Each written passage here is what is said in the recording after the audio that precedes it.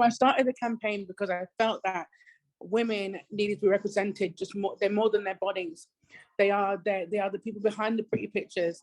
They are the women at work. They are the mothers at home. They are the sisters. They are the caregivers. They are so much more than just a picture.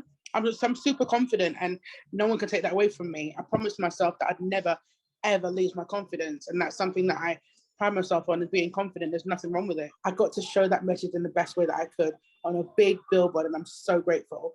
There is no such thing as being summer body ready yet. Actually, everybody is ready body for the beach. But when we all face different challenges in life with our minds and bodies, often we can feel like we don't fit the norm and we don't fit in, and it can really impact our confidence. But have you seen billboards featuring real women with real stories, but not just any old stories? I've got some of the models here today, and also Karen, who founded the whole mission behind the billboards. Karen, why did you start that campaign? So I started the campaign because I felt that women needed to be represented just more. They're more than their bodies. They are the people behind the pretty pictures. They are the women at work. They are the mothers at home. They are the sisters. They are the caregivers. They are so much more than just a picture. So I wanted to really like show people what is going on behind the beautiful picture, and showing that there's so much more to the woman than just a pretty picture. And what's been your story with your body? Well, as I grew up, like as I became a mom, I gained loads of weight. I was like a size 8, loving my body, loving my life, and then I had children, and then I gained loads of weight, but I still felt sexy. I became a curvy model. I became a curvy mama. And at first I didn't like myself because I felt like, oh my gosh, I've changed. But then I started to love myself, and I really wanted so many more people to feel that self-love, because it doesn't come from an advert on TV or Instagram. It comes from within yourself. So that's why I wanted other people to feel the same way. And I wanted to really represent the industry, the fashion industry, and help make sure that fashion was available for everybody, because it was available for me. How did you start to love yourself? Yeah, I started to really like speak positively about myself, saying things like, you are beautiful, you are sexy, you are kind, you can wear that dress, you can wear that top, fashion is available for you. You are everything and more. And yeah, and I spoke it, I believe it, and I live it. I'm super confident, and no one can take that away from me. I promised myself that I'd never ever lose my confidence, and that's something that I pride myself on, is being confident. There's nothing wrong with it. How and why did you start the campaign with all the models on the billboards? I started it because it's a message that everybody needs to hear. I'm a mother of a young girl, and I wanted her to see positivity all around. Body confidence is more than just confidence. It's a movement, and I wanted that movement to be felt all around. And I've got in contact with Ian Bullingham from Engage Media, and he loved what my message was about. And he has affordable billboards, and for the first time ever, I promised myself I'd be on one, or I have one at least for the business, and he made it affordable for us, and I can't be more happy. And I want so much more people to have messages like this and have their business on billboards, because it's so affordable, it's so reachable. So therefore I was able to put my message across for body positivity and confidence and self-love for all different women, disabilities and limitations, and plus size and slim and anxiety, mental health. I got to show that message in the best way that I could on a big billboard, and I'm so grateful. And Taylor, you're one of those models. Can you describe what your journey's been like? So I was super excited when Karen asked me to join in, because it's something that I'm really, really passionate about. Being disabled 2 years ago, kind of my world and my life kind of got turned upside down. I'd already put on weight from having a child, gone from a size 6 to a size 14, 16. And then when I became poorly, I just couldn't do any type of exercise. I was spending more time in bed, and I just put even more weight on. Ended up being catheterized and having many different diagnoses, and it was just a really hard time. I just felt like everything was being thrown at me at once, and it was the beginning of the pandemic as well, so it was even harder because no one was allowed to do anything. And I just had no confidence whatsoever, and I'd lost my confidence when I first had my son in 2012, and for all those years up until I'd say about a year ago, I had zero confidence at all. And I'm quite like a strong character and a strong person, but my confidence just wasn't there at all. I decided that I wanted to raise awareness for catheter users, people with disabilities, chronic illnesses, invisible disabilities. I just really wanted to have more awareness out there. It took me 14 years to be diagnosed, and that's a reason why my body became in such a bad shape, because it kind of can't go back because of the amount of damage, because of how long it took to be diagnosed. And I'd never want anyone to go through the journey that I had to go through. I would spend time in hospital, and I actually used to be forced to have psych evaluations because I was told it was all in my head and that I was just making it up. I wanted attention, that I was basically wasting hospital beds because I wasn't in pain, and I was just I just really wanted attention. And that was really hard to, have a psych evaluation when I knew that it was real. And they said that, your patient does feel pain. It's nothing to do with her mental state at all.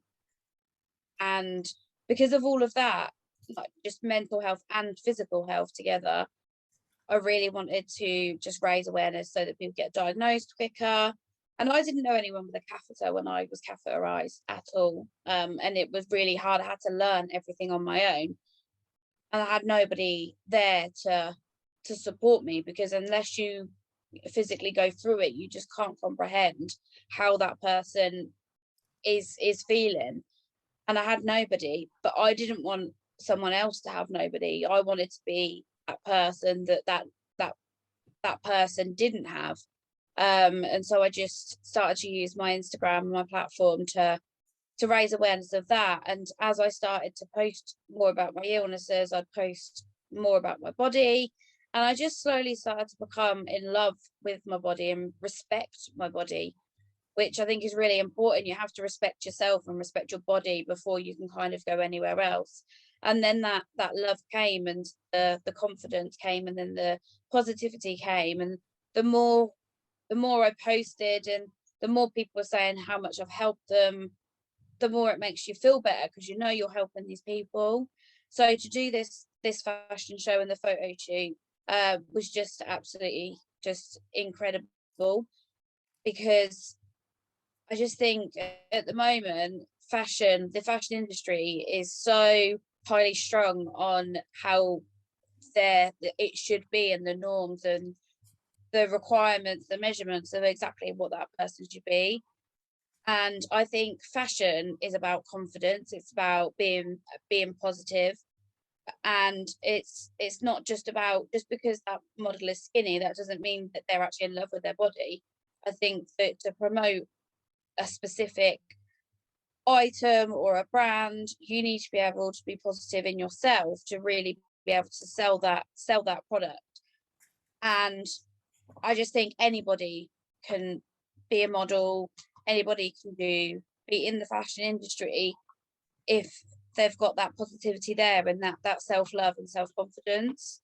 And Karen just really gave me that platform to be able to do it, and just to see myself on a billboard was just just incredible. More incredible, obviously, it's exciting to see yourself up there, something that you just wouldn't think that you would be up there. And I'm sure the other girls felt exactly exactly the same as I did, but I was just more proud to see that I was given the chance to be on there with my catheter on show. And so I'm a plus size disabled woman, so it's the complete opposite of what the norm is. So yeah, it was just, yeah, I'm really thankful for the opportunity that I was given to be able to be given that platform to take that one step ahead, to be able to then do exactly what I really, really have always envisioned and wanted to do. What were you diagnosed with in the end? So I've got, I hope you're ready. I've got interstitial cystitis, which is a bladder condition, Fowler syndrome, which is another bladder condition, which is the reason for the catheter. I've got fibromyalgia, psoriatic arthritis, and then I've got bulging discs in the bottom of my spine as well. All those diagnoses have just been in the last 2 years. So from the age of 14 is when I was poorly, and because I wasn't taken seriously, nothing was looked into. And then once I'd had my first diagnosis, which was interstitial cystitis, all the other ones came. And it's just that over the last 2 years, I've just gradually my health has got worse. But being positive, it's all about your mindset. And if you're stressed and you're unhappy about yourself, then you're going to be in more pain, because you do have to have a certain mindset, because that's where pain comes from. It corresponds with your mental pain and how you feel.